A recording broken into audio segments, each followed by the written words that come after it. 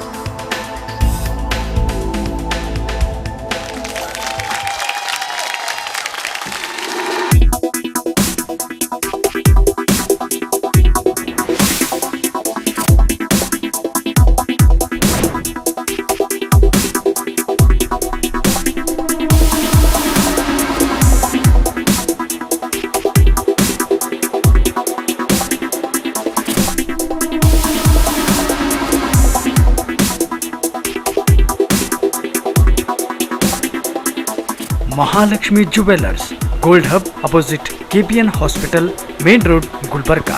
ವಿಶ್ವಾಸಕ್ಕೆ ಮತ್ತೊಂದು ಹೆಸರೇ ಮಹಾಲಕ್ಷ್ಮಿ ಜುವೆಲ್ಲರ್ಸ್.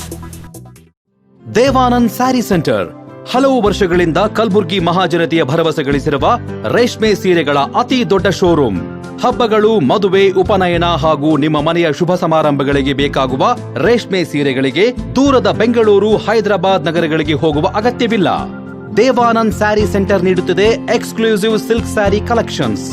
ದೇವಾನಂದ್ ಸ್ಯಾರಿ ಸೆಂಟರ್ನಲ್ಲಿ ಈಗ ಮದುವೆ ಮುಂತಾದ ಶುಭ ಸಮಾರಂಭಗಳಿಗೆ ಕಾಂಚೀವರಂ ಸೇರಿದಂತೆ wedding brocade sarees, pure Dharmavaram ಸೀರೆಗಳು, ಪ್ಯೂರ್ ಬನಾರಸ್ ಸೀರೆಗಳು, pure Uppada silk, pure Ilkal ಸೀರೆಗಳು, pure fancy Gadwal silk, pure Paithani ಸೀರೆಗಳು, ಪ್ಯೂರ್ ಸಾಫ್ಟ್ ಸಿಲ್ಕ್ ಸೀರೆಗಳು ವಿವಿಧ ವಿನ್ಯಾಸಗಳಲ್ಲಿ. ಕಲಬುರಗಿಯಲ್ಲೇ ಅತಿ ದೊಡ್ಡ ಮತ್ತು ವಿಶಾಲವಾದ 10,000 ಚದುರ ಅಡಿ ಇರುವ ಏಕೈಕ sari centre Devanand saree centre. ಭೇಟಿ ಕೊಡಿ. Devanand saree centre, Kamath hotel ಹಿಂದುಗಡೆ, ಸೂಪರ್ ಮಾರ್ಕೆಟ್, ಕಲಬುರಗಿ.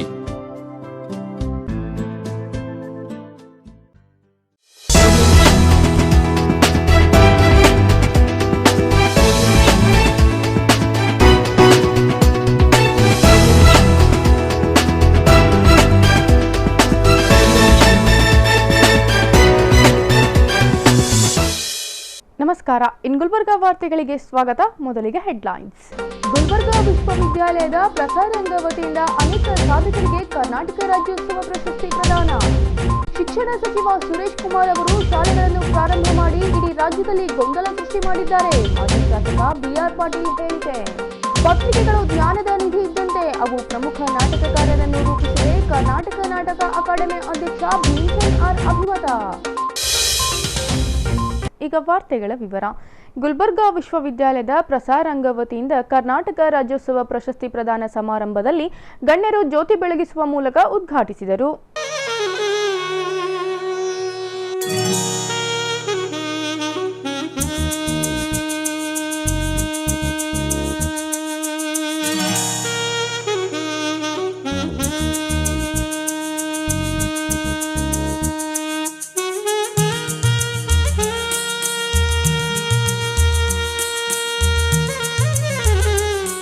ಗುಲ್ಬರ್ಗಾ ವಿಶ್ವವಿದ್ಯಾಲಯದ ಮಹಾತ್ಮ ಗಾಂಧಿ ಸಭಾಂಗಣದಲ್ಲಿ ಏರ್ಪಡಿಸಿದ್ದ ಕರ್ನಾಟಕ ರಾಜ್ಯೋತ್ಸವ ಪ್ರಶಸ್ತಿ ಪ್ರದಾನ ಸಮಾರಂಭದಲ್ಲಿ ಅನೇಕ ಸಾಧಕರಿಗೆ ಹಾಗೂ ಪ್ರಶಸ್ತಿ ಪುರಸ್ಕೃತರಿಗೆ ಚಿನ್ನದ ಪದಕ ಪ್ರದಾನ ಮಾಡಲಾಯಿತು. ಸಾಧನೆ ತೋರಿದ ನಿಮಗೆಲ್ಲ ಸಾವಿರ ಸಾವಿರ ಚಪ್ಪಾಳೆ, ನಾಡಿನ ಕೀರ್ತಿಯ ಬೆಳಗಿಸಿದ ನಿಮಗಿದು ಹೆಮ್ಮೆಯ ಚಪ್ಪಾಳೆ. ಚಪ್ಪಾಳೆ ಚಪ್ಪಾಳೆ ಚಪ್ಪಾಳೆ ಚಪ್ಪಾಳೆ ಚಪ್ಪಾಳೆ ಚಪ್ಪಾಳೆ ಚಪ್ಪಾಳೆ ಚಪ್ಪಾಳೆ.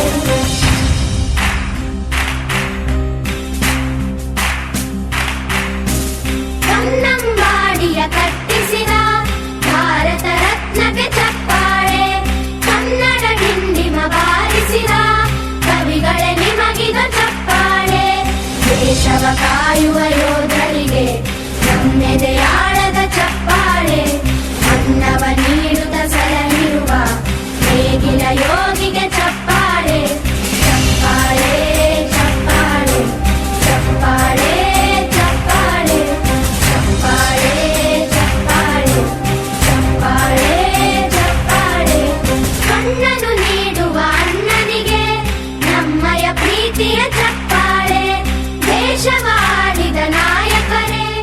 ಬಳಿಕ ಕಾರ್ಯಕ್ರಮವನ್ನು ಉದ್ದೇಶಿಸಿ ಮಾತನಾಡಿದ ಗುಲ್ಬರ್ಗಾ ವಿಶ್ವವಿದ್ಯಾಲಯದ ಪ್ರಸಾರಾಂಗ ನಿರ್ದೇಶಕರಾದ ಪ್ರೊಫೆಸರ್ ಎಚ್.ಟಿ. ಪೋತೆ ಅವರು, ಕಲ್ಯಾಣ ಕರ್ನಾಟಕ ಭಾಗದಲ್ಲಿ ಆಧುನಿಕ ಕಾಲದ ಸಾಹಿತ್ಯ ಕ್ಷೇತ್ರದಲ್ಲಿ ಈ ಭಾಗಕ್ಕೆ ಉತ್ತೇಜನ ದೊರೆಯುತ್ತಿರಲಿಲ್ಲ. ಅಂಥ ಸಮಯದಲ್ಲಿ ಹಿರಿಯ ಸಾಹಿತಿ ಹಾಮಾನಾಯಕರು ಇಲ್ಲಿನ ಸಾಹಿತ್ಯ ಕ್ಷೇತ್ರವನ್ನು ಬೆಳೆಸಲು ಪ್ರಸಾರಾಂಗದ ಮೂಲಕ ಕರ್ನಾಟಕ ರಾಜ್ಯೋತ್ಸವ ಪ್ರಶಸ್ತಿ ನೀಡಬೇಕೆಂದು ನಾಮಕರಣ ಮಾಡಿದರು ಎಂದು ಮಾತನಾಡಿದರು. ಈ ಪ್ರದೇಶವನ್ನು 80 ಆಸುಪಾಸಿನಲ್ಲಿ ಈ ಪ್ರದೇಶದಲ್ಲಿರ್ತಕ್ಕಂಥ ಸಾಹಿತ್ಯಿಕ ಸಾಂಸ್ಕೃತಿಕವಾಗಿ ಹಿಂದುಳಿದಿದೆ, ಅಂದರೆ ಪರಂಪರೆ ತೊಳೆದಿರಬಹುದು. ಇಲ್ಲಿ ಬುದ್ಧನ ಚಿಂತನೆಗಳಿದ್ದಾವೆ, ಬಸವಾದಿ ಶರಣರಾಗಿ ಹೋಗಿದ್ದಾರೆ, ತತ್ವಪಥಕಾರರಾಗಿ ಹೋಗಿದ್ದಾರೆ, ದಾಸರಾಗಿ ಹೋಗಿದ್ದಾರೆ, ಸೂಫಿಗಳಾಗಿ ಹೋಗಿದ್ದಾರೆ. ಇಡೀ ಕನ್ನಡ ನಾಡಿಗೆ ಕಿರೀಟ ಬಿಟ್ಟಂಥ ಪ್ರದೇಶ ಯಾವುದೋ ಸಾಹಿತ್ಯಿಕ ಸಾಂಸ್ಕೃತಿಕ ನೆಲೆಯಲ್ಲಿ ಯಾವುದಾದ್ರೂ ಪ್ರದೇಶ ಇದ್ದರೆ ಅದು ಕಲ್ಯಾಣ ಕರ್ನಾಟಕ. ಈ ಹಿಂದೆ ನಾವು ಹೈದರಾಬಾದ್ ಕರ್ನಾಟಕ ಅಂತ ಕರಿತಿದ್ವಿ, ಈಗ ಅದನ್ನು ನಾವು ಮರುನಾಮಕರಣ ಮಾಡಿಕೊಂಡು ಕಲ್ಯಾಣ ಕರ್ನಾಟಕ ಅಂತ ಕರಿತಾ ಇದ್ವಿ. ಅಂತಹ ಕಲ್ಯಾಣ ಕರ್ನಾಟಕದಲ್ಲಿ ಆಧುನಿಕ ಕಾಲದಲ್ಲಿ ಸಾಹಿತ್ಯ ಕ್ಷೇತ್ರದಲ್ಲಿ ಉತ್ತೇಜನ ಈ ಭಾಗದಲ್ಲಿ ಸಿಗ್ತಾ ಇರಲಿಲ್ಲ. ಅಕಾಡೆಮಿ ಅಧ್ಯಕ್ಷರಿದ್ದಾರೆ, ಅವ್ರ ಎದುರಿಗೆ ಮತ್ತೊಂದು ಪ್ರಸ್ತಾಪ ಮಾಡ್ತೀನಿ. ನಾವು ಇಲ್ಲಿಂದ ಬೆಂಗಳೂರಿಗೆ ಹತ್ತಿ ಟಿಕೆಟ್ ತಗೊಂಡು ಟ್ರೈನ್ ಹತ್ತಿ ಬೆಂಗಳೂರಿಗೆ ಹೋಗುವಷ್ಟಿಗೆ ಎಷ್ಟೋ ಪ್ರಶಸ್ತಿಗಳು ನಮಗೆ ಕೈ ತಟ್ಟು ಹೋಗಿರ್ತಾರೆ. ಬೇರೆ ಅದನ್ನು ಭಾವಿಸಬಾರ್ದಿಲ್ಲ. ನಾವು ಯಾರಿಗೂ ಅಪ್ರೋಚ್ ಆಗಬೇಕಂತ ಅಷ್ಟೊತ್ತಿಗೆ ಬೆಂಗಳೂರಲ್ಲಿ ಅಪ್ರೋಚ್ ಆಗಿರ್ತಾರೆ. ಅಂಥ 500-600 ಕಿಲೋಮೀಟರ್ ದೂರದಲ್ಲಿದ್ದಂಥ ಪ್ರದೇಶ ನಮಗೆ. ಅಂಥ ಸಂದರ್ಭದಲ್ಲಿ ಕನ್ನಡ ವಿಷಯದ ಒಬ್ಬ ಪ್ರಾಧ್ಯಾಪಕ ಈ ವಿಶ್ವವಿದ್ಯಾಲಯ ಕುಲಪತಿಯಾಗಿ ಬಂದಾಗ ಹಾಮಾನಾಯಕರು ಇಲ್ಲಿ ಸಾಹಿತ್ಯ ಸಂಸ್ಕೃತಿಯನ್ನು ಬೆಳೆಸಲಿಕ್ಕೆ ಏನು ಮಾಡಬೇಕು ಅಂತ ಆಲೋಚನೆ ಮಾಡಿ ಈ ಪ್ರದೇಶದ ಲೇಖಕರಿಗೆ ಪ್ರಶಸ್ತಿ ಕೊಟ್ಟು ಉತ್ತೇಜನ ಕೊಡಬೇಕನ್ನೋ ಕಾರಣಕ್ಕಾಗಿ ಪ್ರಸಾರಾಂಗದ ಮೂಲಕ ಕನ್ನಡ ರಾಜ್ಯೋತ್ಸವ ಪ್ರಶಸ್ತಿ, ಅಂದರೆ ಕರ್ನಾಟಕ ರಾಜ್ಯೋತ್ಸವ ಪ್ರಶಸ್ತಿ ಕೊಡಬೇಕು ಅಂತೇಳಿ ಅದನ್ನು ಆರಂಭ ಮಾಡಿದ್ರು. ಅಲ್ಲಿಂದ ಇಲ್ಲಿವರೆಗೆ ಸುಮಾರು 35-36 ವರ್ಷಗಳ ಕಾಲ ಅಧ್ಯಕ್ಷರೇ, ಅಕಾಡೆಮಿ ಅಧ್ಯಕ್ಷರು ಸರ್ ಹೇಳ್ತಾರೆ, ನಿರಂತರ 35 ವರ್ಷ ನಾವು ಇಂಥದ್ದೊಂದು ಕಾರ್ಯಕ್ರಮ ಮಾಡ್ತಾ ಬಂದಿದ್ದೀವಿ. ಆರಂಭದಲ್ಲಿ ಒಂದು 12 ಪ್ರಕಾರಗಳಲ್ಲಿ ಪ್ರಶಸ್ತಿಯನ್ನು ಕೊಡ್ತಾ ಇದ್ದೀವಿ ಕೇವಲ. ಅದಾದಮೇಲೆ ಕಾಲ ಬದಲಾದಂತೆ ಸ್ವಲ್ಪ ಬದಲಾವಣೆ ತಂದಿರೋದಿಲ್ಲ, ಅನೇಕ ಬದಲಾವಣೆಗಳು ಬಂದರು. ಮೊದಲು ಜಯತೀರ್ಥ ಪುರೋಹಿತ್ ಅವರ ಹೆಸರಿನಲ್ಲಿ ಅವರು ನಮ್ಮಲ್ಲಿ ಗೃಹ ಸಚಿವರಾಗಿದ್ದರು ಮತ್ತು ಅವರ ಅಧಿಕಾರಿಗಳು ಆಗಿದ್ದರು, ಕಥೆಗಾರರು ಆಗಿದ್ದರು. ಅವರು ತಮ್ಮ ಒಂದಿಷ್ಟು ಹಣವನ್ನು ಚಿನ್ನದ ಪದಕ ಕೊಡಲಿಕ್ಕೆ ಅಂತೇಳಿ ಕಥೆಗೆ, ರಾಜ್ಯ ಮಟ್ಟದ ಕಥೆಗೆ ಚಿನ್ನದ ಪದಕ ಕೊಡಿ ಅಂತೇಳಿ ಒಂದಿಷ್ಟು ದುಡ್ಡು ಇಡುಗಂಟಾಗಿತ್ತು. ಆವಾಗ ನಾವು ಒಂದು ಚಿನ್ನದ ಪದಕ ಕೊಡ್ತಾ ಇದ್ದೀವಿ ಒಬ್ಬರಿಗೆ, ಎರಡನೇದೊಂದು ಒಂದು ಪ್ರಶಸ್ತಿ ಪತ್ರ ಕೊಟ್ಟು ಕಳಿಸಿದ್ವಿ ಅವರು. ಸೊ ಅದರಲ್ಲಿ ಏನು ಬದಲಾವಣೆ ಮಾಡಿದ್ರು, ವಿಶ್ವವಿದ್ಯಾಲಯ ಕುಲಪತಿಗಳಾದಂಥವರೆಲ್ಲರೂ ಕೂಡ ಏನು ಬದಲಾವಣೆ ಮಾಡಿದ್ರು ಅಂದರೆ ಕೇವಲ ಒಬ್ಬರಿಗೆ ಚಿನ್ನ ಪದಕ ಕೊಡೋದು ಬೇಡ, ಒಂದು ಚಿನ್ನ, ಒಂದು ಬೆಳ್ಳಿ, ಒಂದು ಕಂಚು ಕೊಡೋಣ ಅಂಥೇಳಿ ನಾವು ತೀರ್ಮಾನ ಮಾಡಿದ್ವಿ. ಆವಾಗ ಹಣನೂ ಹೆಚ್ಚು ಮಾಡೋಣ ಅಂಥೇಳಿ ಚಿನ್ನಕ್ಕೆ 5,000 ರೂಪಾಯಿ, ಕಂಚಿಗೆ 3,000 ರೂಪಾಯಿ, ಬೆಳ್ಳಿಗೆ 3,000 ರೂಪಾಯಿ, ಕಂಚಿಗೆ 2,000 ರೂಪಾಯಿ ಅಂತೇಳಿ ನಾವು ಇರೋ ಸೋರ್ಸ್ದಲ್ಲೇ ಅದನ್ನು ಮಾಡ್ಕೊಂಡಿವಿ ಸರ್. ಅದನ್ನು ಕಳೆದ 35 ವರ್ಷಗಳು ನಿರಂತರವಾಗಿ ಕೊಡ್ತಾ ಇದ್ದೀವಿ. ಸಮಾರಂಭದಲ್ಲಿ ಗುಲ್ಬರ್ಗಾ ವಿಶ್ವವಿದ್ಯಾಲಯದ ಕುಲಪತಿ professor Chandrakant M Yatnur, syndicate ಸದಸ್ಯ Sangamesh Pujari, doctor MS Pasodi, professor Sanjeev Kumar KM ಉಪಸ್ಥಿತರಿದ್ದರು. ಪ್ರಾಥಮಿಕ ಮತ್ತು ಪ್ರೌಢಶಾಲೆ ಸಚಿವ ಸುರೇಶ್ ಕುಮಾರ್ ಅವರು ರಾಜ್ಯದಲ್ಲಿ ಶಾಲೆಗಳನ್ನು ಪ್ರಾರಂಭ ಮಾಡಿ ಇಡೀ ರಾಜ್ಯದಲ್ಲಿ ಗೊಂದಲ ಸೃಷ್ಟಿ ಮಾಡಿದ್ದಾರೆ ಎಂದು ಮಾಜಿ ಶಾಸಕ ಬಿಆರ್ ಪಾಟೀಲ್ ಅಸಮಾಧಾನ ಹೊರಹಾಕಿದ್ದಾರೆ. ನಗರದಲ್ಲಿ ಪತ್ರಿಕಾಗೋಷ್ಠಿಯಲ್ಲಿ ಮಾತನಾಡಿದ ಬಿಆರ್ ಪಾಟೀಲ್ ಅವರು, ಶಿಕ್ಷಣ ಸಚಿವ ಸುರೇಶ್ ಕುಮಾರ್ ಅವರು ಪ್ರಾಥಮಿಕ ಶಿಕ್ಷಣ ಇಲಾಖೆಯಿಂದ ಉತ್ತಮ ನಿರ್ವಹಣೆ ಮಾಡುತ್ತಾರೆಂಬ ನಂಬಿಕೆ ನನಗಿತ್ತು.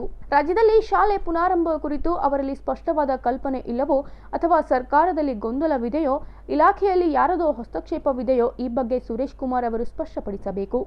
ನಮ್ಮ ರಾಜ್ಯದ ಪ್ರಾಥಮಿಕ ಪದವಿ ಪೂರ್ವ ಶಿಕ್ಷಣವನ್ನು ಗೊಂದಲಕ್ಕೀಡು ಮಾಡಿ ಸಂಕಷ್ಟದಲ್ಲಿ ಸಿಲುಕಿದ್ದಾರೆ ಎಂದು ಸರ್ಕಾರದ ನೀತಿ ಕುರಿತು ಮಾತನಾಡಿದರು.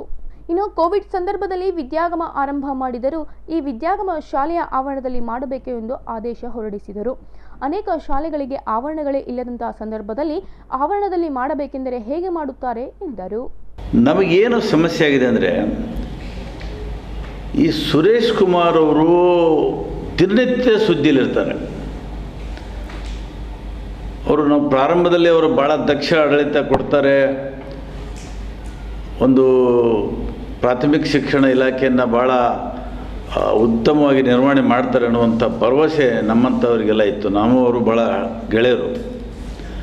ಆದರೆ ಅವ್ರಿಗೇನು ಸ್ಪಷ್ಟವಾದಂಥ ಕಲ್ಪನೆ ಇಲ್ವೋ ಅಥವಾ ಸರ್ಕಾರದಲ್ಲಿ ಗೊಂದಲ ಇದೆಯೋ ಅಥವಾ ಅವ್ರ ಇಲಾಖೆಯಲ್ಲಿ ಯಾರ್ದಾದ್ರೂ ಹಸ್ತಕ್ಷೇಪ ಇದೆಯೋ, ಇದನ್ನು ಸುರೇಶ್ ಕುಮಾರ್ ಅವರು ಸ್ಪಷ್ಟಪಡಿಸಬೇಕು.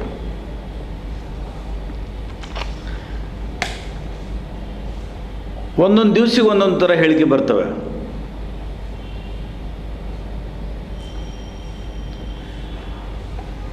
ಆ ಹೇಳಿಕೆ ಬಂದ ಮರುದಿವಸವೇ ನಮ್ಮ ವೈದ್ಯಕೀಯ ಶಿಕ್ಷಣ ಇಲಾಖೆ ಸಚಿವರು ಸುಧಾಕರ್ ಅವರು ಇನ್ನೊಂದು ಥರ ಹೇಳಿಕೆ ಕೊಡ್ತಾರೆ, ನಾವು ಪರಿಸ್ಥಿತಿಯನ್ನು ಅವಲೋಕನೆ ಮಾಡಿ ಅಧ್ಯಯನ ಮಾಡಿ ನಾವು ನಿರ್ಣಯ ತಗೋತೀವಿ ಅಂತ.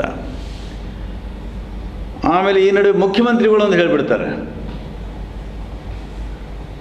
ಆಮೇಲೆ ರಾಮುಲು ಅಂತರಾವ್ ಹೇಳ್ತಾರೆ.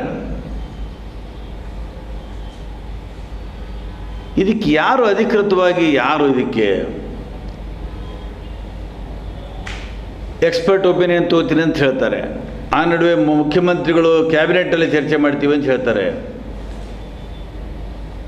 ಒಟ್ಟಾರೆ ಇಡೀ ನಮ್ಮ ರಾಜ್ಯದ ಪ್ರಾಥಮಿಕ ಮತ್ತು ಪದವಿ ಪೂರ್ವ ಶಿಕ್ಷಣವನ್ನು ಗೊಂದಲದಕ್ಕೆ ಒಡ್ಡಿ ದೊಡ್ಡ ಸಮಸ್ಯೆಯನ್ನು ಸೃಷ್ಟಿ ಮಾಡಿದ್ದಾರೆ.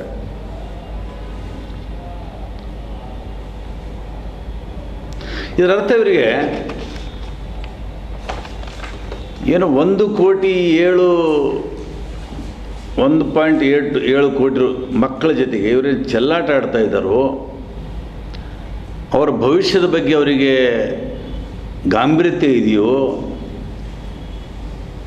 ಏನೂ ಗೊತ್ತಾಗ್ತಾ ಇಲ್ಲ. ಬುಕ್ಸ್ಗಳು ಬಂದಿದ್ದಾವೆ, ಕೆಲವು ಕಡೆ ಬುಕ್ಸೇ ಬಂದಿಲ್ಲ. ಆಮೇಲೆ ರೀಓಪನ್ ಮಾಡಿದ್ರಲ್ಲ ಸ್ಕೂಲ್ಗಳಿಗೆ, ಆ ರೀಓಪನ್ ಮಾಡಿದಾಗ ಅಪ್ ಟು ಮೇವರೆಗೆ ಎಷ್ಟು ಸಿಲೆಬಸ್ ಮಕ್ಕಳಿಗೆ ಟೀಚರ್ಸು ಕಲಿಸ್ಲಿಕ್ಕೆ ಸಾಧ್ಯ ಇದೆ ಅನ್ನೋದನ್ನು ಅಸೆಸ್ಮೆಂಟ್ ಮಾಡಿ ಸಿಲೆಬಸ್ ಕಳಿಸ್ಬೇಕಾಗಿತ್ತು. ಇಲ್ಲಿವರೆಗೆ ಸಿಲೆಬಸ್ ಕಳಿಸಿಲ್ಲ. ಏನು ಪ್ರಾರಂಭದಿಂದ ಕೊನೆಯವರೆಗೆ ಅವರು ಸಿಲೆಬಸ್ ಓದಿಸ್ಬೇಕು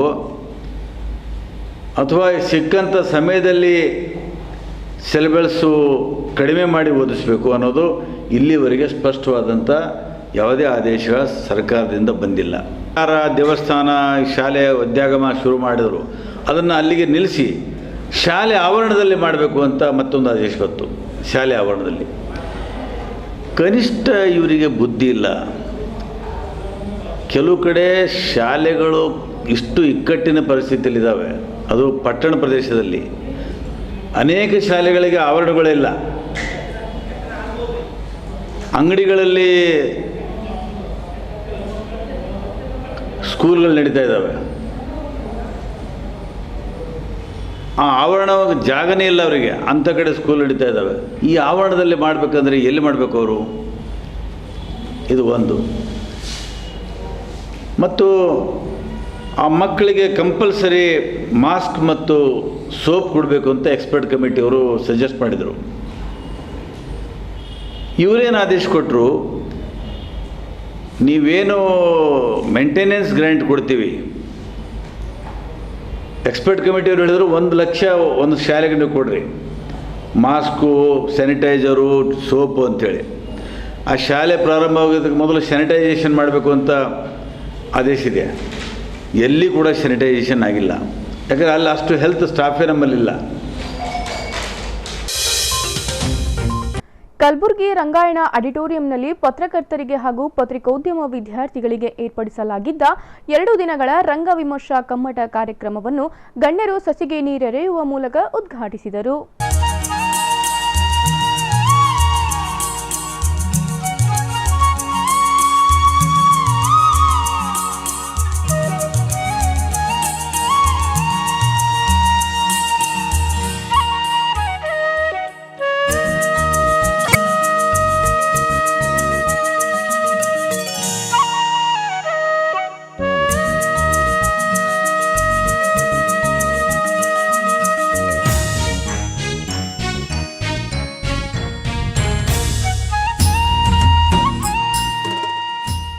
ನಗರದ ರಂಗಾಯಣ ಆಡಿಟೋರಿಯಂನಲ್ಲಿ ಪತ್ರಕರ್ತರಿಗೆ ಹಾಗೂ ಪತ್ರಿಕೋದ್ಯಮ ವಿದ್ಯಾರ್ಥಿಗಳಿಗೆ ಏರ್ಪಡಿಸಲಾಗಿದ್ದ 2 ದಿನಗಳ ರಂಗ ವಿಮರ್ಶಾ ಕಮ್ಮಟ ಕಾರ್ಯಕ್ರಮವನ್ನು ಉದ್ಘಾಟಿಸಿ ಮಾತನಾಡಿದ ಕರ್ನಾಟಕ ನಾಟಕ ಅಕಾಡೆಮಿಯ ಅಧ್ಯಕ್ಷರಾದ ಭೀಮಸೇನ್ ಆರ್ ಅವರು, ನಾಟಕ ಕಟ್ಟಲು ಮಾನಸಿಕ, ಆರ್ಥಿಕ ಮತ್ತು ದೈಹಿಕವಾಗಿ ಆರ್ಥಿಕವಾಗಿ ಸಾಕಷ್ಟು ತಯಾರಾಗಿರಬೇಕು. ಪತ್ರಿಕೆಗಳು ಜ್ಞಾನದ ನಿಧಿ ಇದ್ದಂತೆ, ಅವು ಪ್ರಮುಖ ನಾಟಕಕಾರರನ್ನು ರೂಪಿಸಿವೆ. ಅದಕ್ಕೆ ಸ್ಪಷ್ಟ ಉದಾಹರಣೆ ಹಿರಿಯ ರಂಗಕರ್ಮಿ ಮಾಸ್ಟರ್ ಹಿರಣ್ಣಯ್ಯ. ಇಡೀ ಪತ್ರಿಕೆಗಳಿಂದಲೇ ಅದ್ಭುತ ನಾಟಕ ಶೈಲಿಯನ್ನೇ ಅವರು ಕಟ್ಟಿದವರು ಎಂದು ಭೀಮಸೇನ್ ಅವರು ಸ್ಮರಿಸಿದರು. ಪತ್ರಿಕೆಗಳಂತೆ ವಾಸ್ತವ ಬದುಕಿನ ಪ್ರತಿರೂಪವನ್ನು ಬಿಂಬಿಸುವಂತೆ ನೇರದಿಟ್ಟವಾಗಿ ನಿರ್ಭಿಡೆಯಿಂದ ಜೀವನದ ಚಿತ್ರಣವನ್ನು ನಾಟಕಗಳಲ್ಲಿ ಹಿರಣ್ಣಯ್ಯ ಅವರು ಕಟ್ಟಿಕೊಟ್ಟವರು ಎಂದು ಅಭಿಪ್ರಾಯಪಟ್ಟರು. ಹಿರಿಯ ಪತ್ರಕರ್ತರಾದಂಥ ಪಾಟೀಲ್ ಪುಟ್ಟಪ್ಪನವರು ಹೇಳ್ತಾ ಇದ್ದರು, ಒಂದು ಹನಿ ಮಸಿ ಕೋಟಿ ಜನಕ್ಕೆ ಬಿಸಿ ಅಂತ. ಒಂದು ಒಳ್ಳೆ ಸುಂದರವಾದಂಥ ಚಿತ್ರವನ್ನು ಬಿಡಿಸಿರ್ತೇವೆ, ಯಾವುದೋ ಒಂದು ಹನಿ ಮಸಿ ಅದರ ಮೇಲೆ ಬಿದ್ದು ಬಿಡುತ್ತಂದರೆ ಆ ಚಿತ್ರದ ಸೌಂದರ್ಯನೇ ಹೋಗಿಬಿಡ್ತು. ಹಾಗಾಗಿ ನಾಟಕ ಕಟ್ಟುವ ಹಿಂದೆ ಎಷ್ಟೊಂದು ದೊಡ್ಡ ತಯಾರಿ ಇರುತ್ತೆ, ಮಾನಸಿಕವಾಗಿಯೂ ದೈಹಿಕವಾಗಿಯೂ ಆರ್ಥಿಕವಾಗಿಯೂ ಕೂಡ, ಮತ್ತು ಸಮಯದಲ್ಲೂ ಕೂಡ ಎಷ್ಟೊಂದು ತಯಾರಿ ಇರುತ್ತೆ. ಒಂದು ಸರಿ ಪ್ರದರ್ಶನ ಆದಮೇಲೆ ನೀವು ಶರ ಬರೆದು ಬಿಟ್ಟರೆ ಆ ನಾಟಕ ಸಮಾಧಿನೂ ಆಗ್ಬೋದು, ಅಥವಾ ಒಂದು ಇತಿಹಾಸ ಸೃಷ್ಟಿಸುವ ಒಂದು ಕಲೆನೂ ಆಗ್ಬೋದು ಅಂತ ಅದ್ಭುತವಾದಂಥ ಒಂದು ಲೇಖನಿ ನಿಮ್ಮ ಕೈಯಲ್ಲಿದೆ. ಅದಕ್ಕಾಗಿ ಪತ್ರಕರ್ತರನ್ನ ನಾನು ಹೃತ್ಪೂರ್ವಕವಾಗಿ ಅಭಿನಂದಿಸಲಿಕ್ಕೆ ಸಂತೋಷ ಪಡ್ತಾ ಇದ್ದೇನೆ. ಇವತ್ತು ಪತ್ರಿಕೆ ಅತ್ಯಂತ ಮಹತ್ವವಾದಂಥ ಒಂದು ಸ್ಥಾನದಲ್ಲಿ ನಿಂತಿದೆ. ಪತ್ರಿಕೆ ಓದಿಲ್ಲದೆ ಇವತ್ತು ದಿನ ನಡೆಯೋದೇ ಇಲ್ಲ. ಹಾಗಾಗಿ ಪತ್ರಿಕೆಗಳು ದಿನನಿತ್ಯ ಪತ್ರಿಕೆಗಳಿಗಿಂತ ಜಾಸ್ತಿ ವಾಹಿನಿಗಳಲ್ಲಿ ಕಂಟಿನ್ಯೂಸ್ ಆಗಿ ಸುದ್ದಿ ಬರ್ತಾ ಇದೆ. ಆದರೂ ಕೂಡ ಇವತ್ತು ಪತ್ರಿಕೆ ತನ್ನದೇ ಆದಂಥ ಒಂದು ಘನತೆಯನ್ನು ಉಳಿಸ್ಕೊಂಡಿದೆ. ನಮಗೆ ವಾಹಿನಿಗಳಲ್ಲಿ ಭಾಳಷ್ಟು ಜನಕ್ಕೆ ರೋಸಿ ಹೋಗಿದೆ, ಹೇಳಿದ್ದನ್ನೇ ಹೇಳಿ ಒಂದು ವಾಕ್ಯವನ್ನು ಇಡೀ ದಿವಸ ಹೇಳ್ತಾ ಹೋಗ್ತಾ ಇದ್ದಾರೆ. ಆದರೆ ಒಂದು ಪತ್ರಿಕೆ ತೆಗೆದರೆ 10 ಸುದ್ದಿಗಳು, ಜ್ಞಾನದ ಒಂದು ನಿಧಿಯೇ ನಮಗೆ ಸಿಕ್ಕಂಗಾಗತ್ತೆ. ಮತ್ತು ಇವತ್ತು ಟೆಕ್ನಾಲಜಿ ಬೆಳೆದಂತೆಲ್ಲ ಈ ಟೆಕ್ನಾಲಜಿ ಬಂದಿದೆ.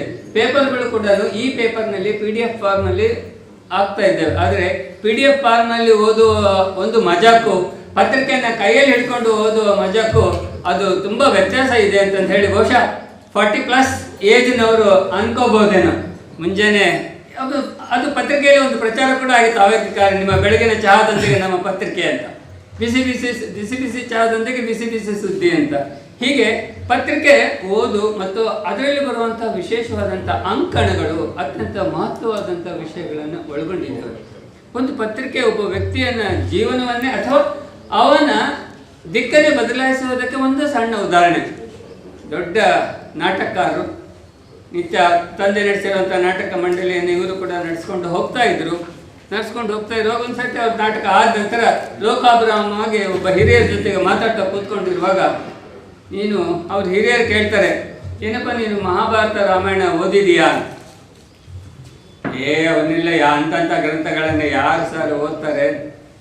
ವೇದ ಪುರಾಣಗಳಿಗೆ ಅನುಭವ ಇದೆಯಾ? ಅವೆಲ್ಲ ಆ ಕಾಲದ ಬಿಡು, ಆಯ್ತು, ಅವೆಲ್ಲ ಆಗಲ್ಲಲ್ಲಪ್ಪ ನಿನಗೆ. ಆದರೆ ಒಂದು ಮಾತು ಮಾತ್ರ ನೀನು ಮಾಡ್ಬೋದು, ಅದನ್ನು ನೀನು ಮಾಡ್ಬೋದಾದಂಥದ್ದನ್ನೇ ಹೇಳ್ತೀನಿ. ದಿನ ಸಂಜೆ ಮುಂದೆ ನಮ್ಗೆ ಬಂದಾಗ ಚುರುಮರಿ ಖಾರ ಕೊಡ್ತೀಯಲ್ಲ ಕಾಗದ ಪಟ್ಟಣದಲ್ಲಿ, ಅದನ್ನು ಕಾಗದ ಚುರುಮರಿ ಖಾರ ತಿಂದು ಬಿಸಾಕೋಕ್ಕಿಂತ ಮುಂಚೆ ಅದನ್ನೊಂಚೂರು ಓದ್ಬೋದಲ್ಲ ನೀನು? ಅವರು ಅಂದರು, ತೀರ್ಥದ ಬಾಟ್ಲಿ ಮುಚ್ಕೊಂಡು ತರ್ತೀವಿ ಪೇಪರ್ನಲ್ಲಿ, ಆ ಬಾಟ್ಲಿ ತೊಗೊಂಡಾದ್ಮೇಲೆ ಪೇಪರ್ ಬಿಸಾಕೋಕ್ಕಿಂತ ಮುಂಚೆ ಒಂದ್ಸರಿ ಆ ಪೇಪರನ್ನು ಓದಿದರು. ಅವತ್ತಿನಿಂದ ಅವರ ಜೀವನವೇ ಬದಲಾಗೋಯಿತು. ಮಾಸ್ಟರ್ ಹಿರಣ್ಣಯ್ಯನವರು ಇಡೀ ಪತ್ರಿಕೆಗಳಿಂದನೇ ಒಂದು ಅದ್ಭುತವಾದಂಥ ನಾಟಕ ಶೈಲಿಯನ್ನೇ ಕಟ್ಟಿಬಿಟ್ರು. ರಂಗಾಯಣ ಕಲಬುರಗಿ, ಕರ್ನಾಟಕ ನಾಟಕ ಅಕಾಡೆಮಿ ಬೆಂಗಳೂರು, ವಾರ್ತಾ ಮತ್ತು ಸಾರ್ವಜನಿಕ ಸಂಪರ್ಕ ಇಲಾಖೆ ಹಾಗೂ ಜಿಲ್ಲಾ ಕಾರ್ಯನಿರತ ಪತ್ರಕರ್ತರ ಸಂಘ ಕಲಬುರಗಿ ಇವುಗಳ ಸಹಯೋಗದಲ್ಲಿ ನಡೆದ ಕಾರ್ಯಕ್ರಮದ ಅಧ್ಯಕ್ಷತೆಯನ್ನು ರಂಗಾಯಣ ನಿರ್ದೇಶಕ ಪ್ರಭಾಕರ್ ಜೋಶಿ ಅವರು ವಹಿಸಿದ್ದರು. ಹಿರಿಯ ಪತ್ರಕರ್ತರಾದ ವಾದಿರಾಜ್ ವ್ಯಾಸಮುದ್ರ, ಡಿ ಶಿವಲಿಂಗಪ್ಪ, ಹನುಮಂತರಾವ್ ಬೈರಾಮಡ್ಗಿ, ದೇವೇಂದ್ರಪ್ಪ ಕಪ್ನೂರ್, ಜಿಲ್ಲಾ ಕಾರ್ಯನಿರತ ಪತ್ರಕರ್ತರ ಸಂಘದ ಅಧ್ಯಕ್ಷ ಭವಾನಿ ಸಿಂಗ್ ಠಾಕೂರ್, ಕಲಬುರಗಿ ವಾರ್ತಾ ಮತ್ತು ಸಾರ್ವಜನಿಕ ಸಂಪರ್ಕ ಇಲಾಖೆಯ ಉಪನಿರ್ದೇಶಕ ಸಿದ್ದೇಶ್ವರಪ್ಪ ಜಿಬಿ, ರಂಗ ಸಮಾಜದ ಸದಸ್ಯರಾದ ಶ್ರೀಧರ್ ಹೆಗಡೆ, ಪ್ರಭುದೇವ್ ಕಪಗಲ್ ಮತ್ತು ನಾಟಕ ಅಕಾಡೆಮಿಯ ಸದಸ್ಯ ಪ್ರವೀಣ್ ರಾಠೋಡ್ ಇದ್ದರು. ಈಗ ಪುಟ್ಟದೊಂದು ವಿರಾಮದ ನಂತರ ಇನ್ನಷ್ಟು ಸುದ್ದಿಗಳನ್ನು ನಿರೀಕ್ಷಿಸಿ. ರಾಜ್ಯ ಸರ್ಕಾರದ ಕೃಷಿ ಇಲಾಖೆಯಲ್ಲಿ ರಾಜ್ಯದ ಸುಮಾರು 6500 ರೈತರ ಅನುಭವಗಾರರನ್ನು ಮುಂದುವರಿಸುವಂತೆ ಚಂದ್ರಶೇಖರ್ ಎಸ್ ಹಿರೇಮಠ್ ಒತ್ತಾಯ.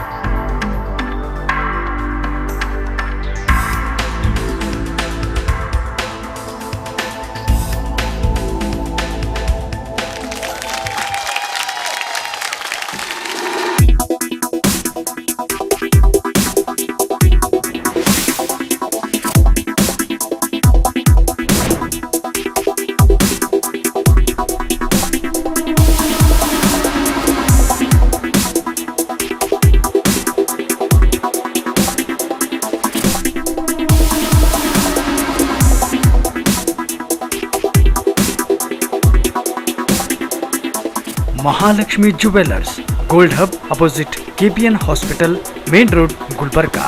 ವಿಶ್ವಾಸಕ್ಕೆ ಮತ್ತೊಂದು ಹೆಸರೇ ಮಹಾಲಕ್ಷ್ಮಿ ಜುವೆಲ್ಲರ್ಸ್.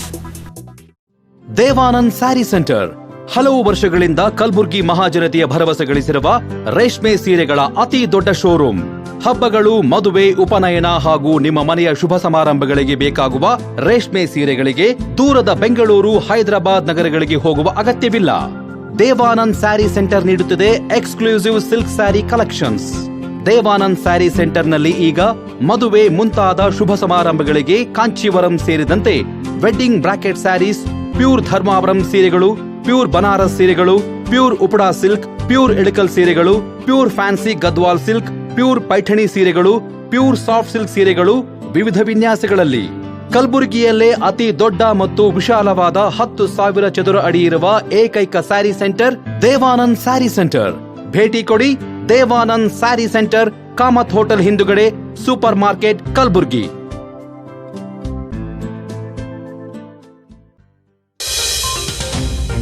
ವಿರಾಮದ ನಂತರ ಗುಲ್ಬರ್ಗಾ ವಾರ್ತೆಗಳಿಗೆ ಮತ್ತೊಮ್ಮೆ ಸ್ವಾಗತ. ರಾಜ್ಯ ಸರ್ಕಾರದ ಕೃಷಿ ಇಲಾಖೆಯಲ್ಲಿ ರೈತ ಅನುಗಾರರಾಗಿ ಕಳೆದ 10 ವರ್ಷಗಳಿಂದ ನಿರಂತರವಾಗಿ ಸೇವೆ ಸಲ್ಲಿಸುತ್ತಿರುವ ರಾಜ್ಯದ ಸುಮಾರು 6,500 ರೈತ ಅನುಗಾರರನ್ನು ಮುಂದುವರಿಸುವಂತೆ ಒತ್ತಾಯಿಸಿ ಫೆಬ್ರವರಿ ಕೊನೆ ತಿಂಗಳಿನಲ್ಲಿ ಬೆಂಗಳೂರಿನ ಫ್ರೀಡಂ ಪಾರ್ಕ್ನಲ್ಲಿ ಅನಿರ್ದಿಷ್ಟ ಧರಣಿ ಸತ್ಯಾಗ್ರಹ ನಡೆಸಲಾಗುವುದು ಎಂದು ಶ್ರಮಜೀವಿಗಳ ವೇದಿಕೆ ಅಧ್ಯಕ್ಷ ಚಂದ್ರಶೇಖರ್ ಎಸ್ ಹಿರೇಮಠ್ ಅವರು ತಿಳಿಸಿದ್ದಾರೆ. ರಾಜ್ಯದ ಕೃಷಿ ಇಲಾಖೆಯಲ್ಲಿ ಕೇಂದ್ರದ ಹಾಗೂ ರಾಜ್ಯದ ಅನೇಕ ಯೋಜನೆಗಳನ್ನು ಅನುಷ್ಠಾನಗೊಳಿಸಲು ರೈತ ಅನುವುಗಾರರನ್ನೇ ಬಳಸಿಕೊಳ್ಳಲಾಗುತ್ತಿತ್ತು. ಈಗಿನ ಕೃಷಿ ಸಚಿವರಾದ ಬಿಸಿ ಪಾಟೀಲ್ ಅವರು ರೈತ ಅನುವುಗಾರರನ್ನು ತೆಗೆದು ಹೊಸ ಹುದ್ದೆಗಳನ್ನು ಸೃಷ್ಟಿಸುವುದಾಗಿ ತಿಳಿಸಿದ್ದು, ಇದನ್ನು ನಮ್ಮ ಸಂಘ ಮೊದಲಿನಿಂದಲೂ ವಿರೋಧಿಸುತ್ತದೆ ಎಂದು ಪತ್ರಿಕಾಗೋಷ್ಠಿಯಲ್ಲಿ ಮಾತನಾಡಿದ ಚಂದ್ರಶೇಖರ್ ಅವರು, ರಾಜ್ಯ ಸರ್ಕಾರದ ಕೃಷಿ ಇಲಾಖೆಯಲ್ಲಿರುವ ರೈತ ಅನುವುಗಾರರನ್ನು ಕೇಂದ್ರ ವಿಸ್ತರಣಾ ಯೋಜನೆಯಲ್ಲಿ ನೇಮಕ ಮಾಡಿಕೊಳ್ಳುವ ಮೂಲಕ ಪ್ರತಿ ರೈತರ ಅನುವುಗಾರರಿಗೆ 15,000 ಮಾಸಿಕ ಗೌರವಧನ ನೀಡುವಂತೆ ಒತ್ತಾಯಿಸಿದರು. ಇಲಾಖೆಯಲ್ಲಿ ರೈತ ಅನುಗಾರರಾಗಿ ಕಳೆದ 12 ವರ್ಷದಿಂದ ನಿರಂತರವಾಗಿ ಸೇವೆ ಸಲ್ಲಿಸ್ತಾ ಇದ್ದರು. ರಾಜ್ಯದಲ್ಲಿ ಸುಮಾರು 6,500 ಜನ ಸೇವೆ ಸಲ್ಲಿಸ್ತಾ ಇದ್ದರು. ಇದರಲ್ಲಿ ಗ್ರಾಮ ಪಂಚಾಯತಿಗೆ ಒಬ್ಬರಂತೆ ಈ ಮೊದಲು ಭೂಚೇತನ ಎನ್ನುವ ಕಾರ್ಯಕ್ರಮದ ಅಡಿಯಲ್ಲಿ ಇವರಿಗೆ ನೇಮಕಾತಿ ಮಾಡಿಕೊಂಡು ಅಂದು ಮಾಸಿಕ 4,000 ಗೌರವಧನ ಕೊಟ್ಟು ಎಲ್ಲ ಕಾರ್ಯಕ್ರಮಗಳು ಇವರ ಮುಖಾಂತರ ಅನುಷ್ಠಾನ ಮಾಡ್ತಾಯಿದ್ರು. ಇತ್ತೀಚೆಗೆ ಹೊಸ ಸರ್ಕಾರ ರಚನೆ ಆದಾಗ ಬಿಸಿ ಪಾಟೀಲರು ಕೃಷಿ ಸಚಿವರಾದಾಗ ದಿಢೀರನೇ ನಾವು ಇವರನ್ನು ತೆಗೆದು ಡಿಪ್ಲೊಮಾ ಪಾಸಾದಂಥ ಕೃಷಿ ಪದವೀಧರಿಗೆ ನೇಮಕಾತಿ ಮಾಡಿಕೊಂಡು ಕಾಯಂ ಹುದ್ದೆಗಳನ್ನು ಸೃಷ್ಟಿ ಮಾಡ್ತೀನಿ ಅಂತ ಹೇಳಿದರು. ನಮ್ಮ ಸಂಘ ಇದರ ವಿರುದ್ಧ ನಿರಂತರವಾಗಿ ಹೋರಾಟ ಮಾಡ್ತಾ ನಾವು ಬಂದಿದ್ವಿ. ತಮ್ಮೆಲ್ಲರಿಗೂ ಗೊತ್ತಿರುವಂತೆ ಕಲಬುರಗಿಯಲ್ಲಿ ಬಿಸಿ ಪಾಟೀಲರು ಬಂದಾಗ ಅವರಿಗೆ ನಾವು ಕೇರಾವ್ ಹಾಕಿ ಒತ್ತಾಯ ಮಾಡಿದ್ವಿ. ನಿರಂತರವಾಗಿ 12 ವರ್ಷದಿಂದ ಕೆಲಸ ಮಾಡಿದಂಥ ನೌಕರಿಗೆ ತಾವು ತೆಗಿಬಾರ್ದು ಅಂಥೇಳಿ ನಾವು ಕೇಳಿದಾಗ ಇದ್ರ ಬಗ್ಗೆ ಪರಿಶೀಲಿಸ್ತೀನಿ ಅಂತೇಳಿ ಅವ್ರು ಹೇಳಿದರು. ಆದರೆ ಇದುವರೆಗೂ ಯಾವುದೇ ಸೂಕ್ತ ನಿರ್ಧಾರ ಸರ್ಕಾರದಿಂದ ಹೊರಗೆ ಬಂದಿಲ್ಲ. ಸೊ ಇವತ್ತು ಕೃಷಿ ಇಲಾಖೆಯಲ್ಲಿ ಕೇಂದ್ರ ಸರ್ಕಾರ ಹಾಗೂ ರಾಜ್ಯ ಸರ್ಕಾರದ ಸುಮಾರು 30ಕ್ಕೂ ಹೆಚ್ಚು ಯೋಜನೆಗಳಿವೆ. ಈ ಮೋರ್ ದೆನ್ 30 ಪ್ರೋಗ್ರಾಮ್ಸ್ ಏನಿವೆ ಅವುಗಳನ್ನೆಲ್ಲ ಅನುಷ್ಠಾನಗೊಳಿಸೋದು ಈ ರೈತ ಅನುಗಾರರೇ. ಇವತ್ತು ತಮಗೆಲ್ಲ ಗೊತ್ತಿರುವಂತೆ ಒಬ್ಬಳಿಗೊಂದು ರೈತ ಸಂಪರ್ಕ ಕೇಂದ್ರ ಅಂಥೇಳಿ ಸರ್ಕಾರ ಮಾಡಿದೆ. ಅಂದರೆ ತಾಲೂಕಿನಲ್ಲಿ 3, 4 ಆ ಥರ ಇವೆ. ಅಲ್ಲಿ ಯಾವುದೇ ಸಿಬ್ಬಂದಿ ಇಲ್ಲ, ಅಲ್ಲಿರೋದು ಬರೀ ಅಗ್ರಿಕಲ್ಚರ್ ಆಫೀಸರ್. ಅವ್ರು ಬಿಟ್ಟರೆ ಅವ್ರಿಗೆ ಸಪೋರ್ಟಿಂಗ್ ಸ್ಟಾಫ್ ಯಾರೂ ಇಲ್ಲ. ಇದೆಲ್ಲ ರೈತರ ಜಮೀನಿಗೆ ಹೋಗಿ ಅವರಿಗೆ ಮಾಹಿತಿ ಕೊಡೋದು ಅಥವಾ ಸಾಮಗ್ರಿಗಳನ್ನು ವಿತರಣೆ ಮಾಡೋದು ಇಂಥದ್ದೆಲ್ಲ ಕೆಲಸ ಮಾಡ್ತಾ ಇದ್ದಿದ್ದು ನಮ್ಮ ರೈತ ಅನುಗಾರರೇ. ಈಗ ಸದ್ಯ ಇವತ್ತಿನ ದಿವಸದಲ್ಲಿ ಅವರು ಈ ಬಿಳಿ ಜೋಳಕ್ಕೂ ಮತ್ತು ಕಡ್ಲಿಗೆ ಹೊಡೆಯುವಂಥ ಕಿಟ್, ಯಾವ ಕಿಟ್ ಅದು ಕಿಟ್ ಆ ಕಿಟ್ಟು ಅಂತಂದ್ರೆ ಔಷಧೋಪಚಾರ ವಿತರಣೆ ಮಾಡುವಂಥ ಕೆಲಸ ನಮ್ಮ ಅನುಗಾರರೇ ಮಾಡ್ತಾಯಿದ್ದಾರೆ. ಅವ್ರು ಕೇಳಿದರೆ ಇವ್ರೇನು ಕೆಲಸನೇ ಮಾಡಲ್ಲ ಅಂತ ಹೇಳ್ತಾರೆ ಸಚಿವರು. ಸೊ ಸಚಿವರು ಯಾವ ಒತ್ತಡದಲ್ಲಿದ್ದಾರೋ ನನಗೆ ಗೊತ್ತಿಲ್ಲ. ಇವರಿಗೆ ಅನುಭವವಿದ್ದು ಅದೇ ಹಳ್ಳಿನಲ್ಲಿ ವಾಸ ಮಾಡೋಂಥವ್ರಿಗೆ ಬಿಟ್ಟು ಬೇರೆಯವರಿಗೆ ನೇಮಕ ಮಾಡೋದು ನಮ್ಮ ಸಂಘಟನೆ ತೀವ್ರವಾಗಿ ನಾವು ಪ್ರತಿಭಟಿಸುತ್ತೇವೆ. ಸೊ ಈ ಬಜೆಟ್ನಲ್ಲಿ ನಮ್ಮ ಅವರಿಗೆ ಸರ್ಕಾರಕ್ಕೆ ನಾವು ಒಂದು ಪ್ರಪೋಸಲ್ ಕೊಡ್ತಾ ಇದ್ದೀವಿ. ಏನಂತ ಹೇಳಿದರೆ, ಈ ರೈತ ಸಂಪರ್ಕ ಕೇಂದ್ರ ಸದ್ಯ ಏನಿವೆ, ಈಗ ಹುಬ್ಬಳ್ಳಿಗೆ ಒಂದಿದೆ. ಅಂದರೆ ಒಂದು ರೈತ ಸಂಪರ್ಕ ಕೇಂದ್ರ ಸುಮಾರು 6ರಿಂದ 8 ಗ್ರಾಮ ಪಂಚಾಯತಿಗೆ ಸೇವೆ ಕೊಡುತ್ತೆ. ಅವುಗಳನ್ನು ವಿಸ್ತರಣಾ ಕೇಂದ್ರ, ರೈತ ಸಂಪರ್ಕ ಕೇಂದ್ರದ ವಿಸ್ತರಣಾ ಯೋಜನೆ ಅಂಥೇಳಿ ರೂಪಿಸಿಕೊಂಡು ರೈತ ಅನುಗಾರರಿಗೆ ಪ್ರತಿ ರೈತ ಸಂಪರ್ಕ ಕೇಂದ್ರಕ್ಕೆ 8-10 ಅವರಿಗೆ ಎಷ್ಟು ಜನ ಬೇಕೋ ಅಲ್ಲಿ ಬೇಡಿಕೆ ತಕ್ಕಂತೆ ನೇಮಕಾತಿ ಮಾಡಿಕೊಂಡು ಪ್ರತಿಯೊಬ್ಬರಿಗೆ ಮಾಸಿಕವಾಗಿ 15,000 ಗೌರವಧನ ಕೊಡಬೇಕು ಅಂಥೇಳಿ ನಾವು ಸರ್ಕಾರಕ್ಕೆ ಒಂದು ಪ್ರಪೋಸಲ್ಲು 4-6 ದಿವಸದಲ್ಲಿ ಸಂಬಂಧಪಟ್ಟ ಅಧಿಕಾರಿಗಳಿಗೆ ನಾವೇ ನಿಯೋಗದಲ್ಲಿ ಹೋಗಿ ಭೇಟಿಯಾಗಿ ಕೊಡ್ತಾ ಇದ್ದೀವಿ. ಕರ್ನಾಟಕ ರಾಜ್ಯ ಸರ್ಕಾರಿ ಮುಸ್ಲಿಂ ನೌಕರರ ಸಂಘದ 2021ನೇ ಸಾಲಿನ ನೂತನ ವರ್ಷದ ಕ್ಯಾಲೆಂಡರ್ ಬಿಡುಗಡೆ ಸಮಾರಂಭವನ್ನು ಜನವರಿ 7ರಂದು ಹಮ್ಮಿಕೊಳ್ಳಲಾಗಿದೆ ಎಂದು ಸಂಘದ ಅಧ್ಯಕ್ಷ ಸೈಯದ್ ನಜೀರುದ್ದೀನ್ ಮುತುವಲ್ಲೆ ಅವರು ಪತ್ರಿಕಾಗೋಷ್ಠಿಯಲ್ಲಿ ತಿಳಿಸಿದ್ದಾರೆ. ನಗರದ ಪತ್ರಿಕಾಭವನದಲ್ಲಿ ನಡೆದ ಸುದ್ದಿಗೋಷ್ಠಿಯಲ್ಲಿ ಮಾತನಾಡಿದ ಸೈಯದ್ ನಜೀರುದ್ದೀನ್ ಅವರು, ಕರ್ನಾಟಕ ರಾಜ್ಯ ಸರ್ಕಾರಿ ಮುಸ್ಲಿಂ ನೌಕರರ ಸಂಘದ 2021ನೇ ಸಾಲಿನ ನೂತನ ವರ್ಷದ ಕ್ಯಾಲೆಂಡರ್ ಬಿಡುಗಡೆ ಸಮಾರಂಭವನ್ನು ಜನವರಿ 7ರಂದು ಹಮ್ಮಿಕೊಳ್ಳಲಾಗಿದೆ. ಕೋವಿಡ್ ವೇಳೆ ಅವಿರತ ಶ್ರಮ ವಹಿಸಿರುವ ಮೊಹಮ್ಮದ್ ಜೈನುದ್ದೀನ್ ಶಿರ್ನಿ ಫರೋಶ್ ಹಾಗೂ ಮಜೀದ್ ಬಿಲಾಲ್ ಈ ಇಬ್ಬರು ಕೋವಿಡ್ ವಾರಿಯರ್ಸ್ಗಳಿಗೆ ಸನ್ಮಾನ ಕಾರ್ಯಕ್ರಮ ಹಮ್ಮಿಕೊಳ್ಳಲಾಗಿದೆ ಎಂದು ತಿಳಿಸಿದ್ದಾರೆ. ಇನ್ನು ಕೋವಿಡ್ ಸಮಯದಲ್ಲಿ ಕಾರ್ಯನಿರತರಾಗಿದ್ದ ಕೋವಿಡ್ ವಾರಿಯರ್ ಅಬ್ದುಲ್ ಅಜೀಂ ಕಾರಿಗಾರ್ ಅವರು ಮೃತಪಟ್ಟಿರುವ ಹಿನ್ನೆಲೆ ಅವರ ನಿಧನದ ಹಿನ್ನೆಲೆ ಮೌನಾಚರಣೆ ಮಾಡಲಾಗುವುದು ಎಂದು ಈ ಸಂದರ್ಭದಲ್ಲಿ ಅವರ ಕುಟುಂಬಸ್ಥರು ಭಾಗಿಯಾಗಿರುತ್ತಾರೆ ಎಂದರು. ಪ್ರತಿ ವರ್ಷದಂತೆ ಈ ವರ್ಷವೂ ಕೂಡ ನಮ್ಮ ಸಂಘದ ವತಿಯಿಂದ 2021ನೇ ಸಾಲಿನ ದಿನಚರಿಯನ್ನು ಬಿಡುಗಡೆಗೊಳಿಸುತ್ತಾ ಇದ್ದೇವೆ.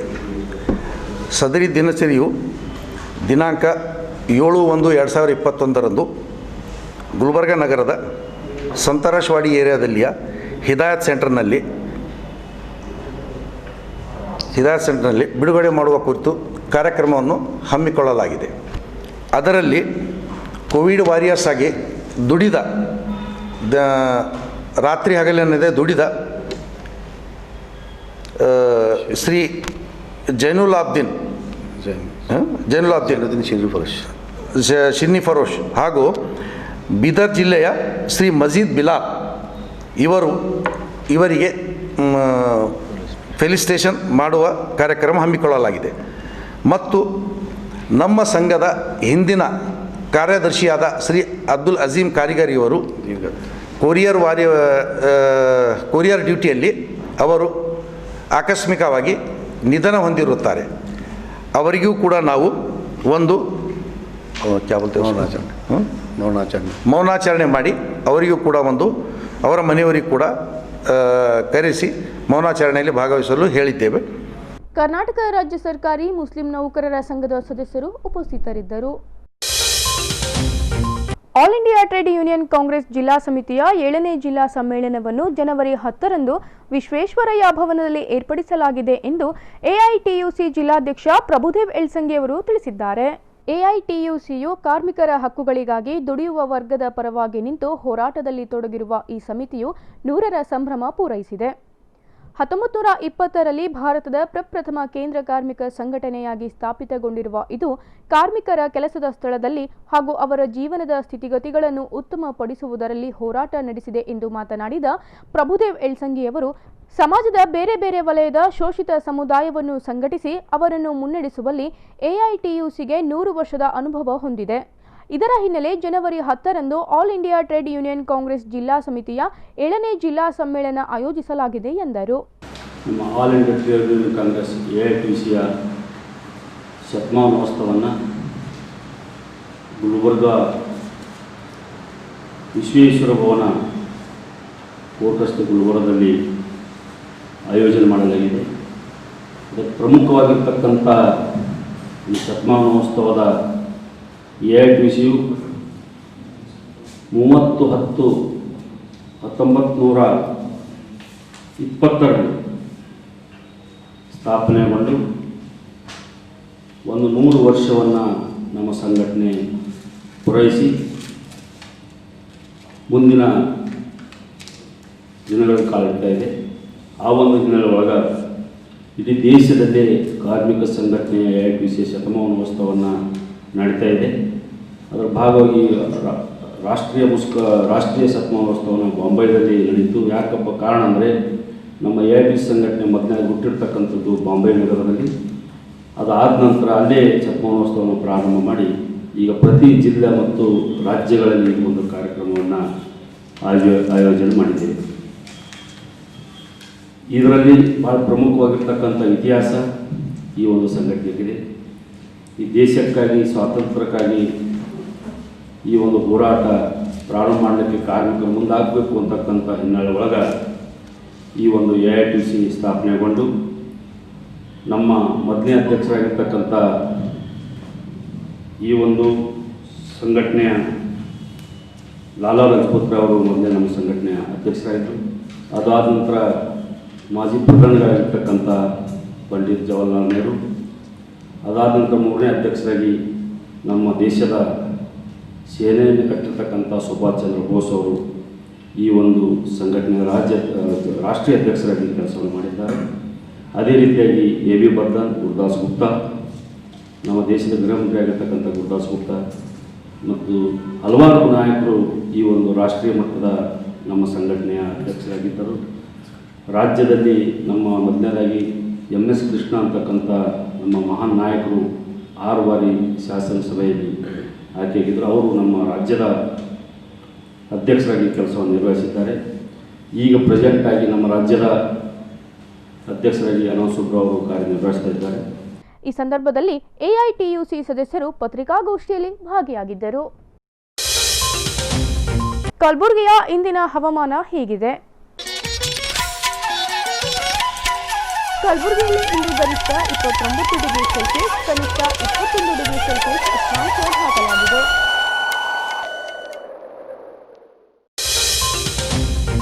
ಕೊನೆಯಲ್ಲಿ ಮತ್ತೊಮ್ಮೆ ಹೆಡ್ಲೈನ್ಸ್. ಗುಲ್ಬರ್ಗಾ ವಿಶ್ವವಿದ್ಯಾಲಯದ ಪ್ರಸಾರಾಂಗ ವತಿಯಿಂದ ಅನೇಕ ಸಾಧಕರಿಗೆ ಕರ್ನಾಟಕ ರಾಜ್ಯೋತ್ಸವ ಪ್ರಶಸ್ತಿ ಪ್ರದಾನ. ಶಿಕ್ಷಣ ಸಚಿವ ಸುರೇಶ್ ಕುಮಾರ್ ಅವರು ಶಾಲೆಗಳನ್ನು ಪ್ರಾರಂಭ ಮಾಡಿ ಇಡೀ ರಾಜ್ಯದಲ್ಲಿ ಗೊಂದಲ ಸೃಷ್ಟಿ ಮಾಡಿದ್ದಾರೆ. ಮಾಜಿ ಶಾಸಕ BR ಪಾಟೀಲ್ ಹೇಳಿಕೆ. ಪತ್ರಿಕೆಗಳು ಜ್ಞಾನದ ನಿಧಿ ಇದ್ದಂತೆ, ಅವು ಪ್ರಮುಖ ನಾಟಕಕಾರರನ್ನು ರೂಪಿಸಿದೆ. ಕರ್ನಾಟಕ ನಾಟಕ ಅಕಾಡೆಮಿ ಅಧ್ಯಕ್ಷ ಭೀಮಸೇನ್ R ಅಭಿಮತ. ಇಲ್ಲಿಗೆ ಗುಲ್ಬರ್ಗಾ ವಾರ್ತೆಗಳು ಮುಕ್ತಾಯವಾಯಿತು. ಮುಂದಿನ ಸಂಚಿಕೆಯಲ್ಲಿ ಮತ್ತೆ ಭೇಟಿಯಾಗೋಣ. ವಂದನೆಗಳು.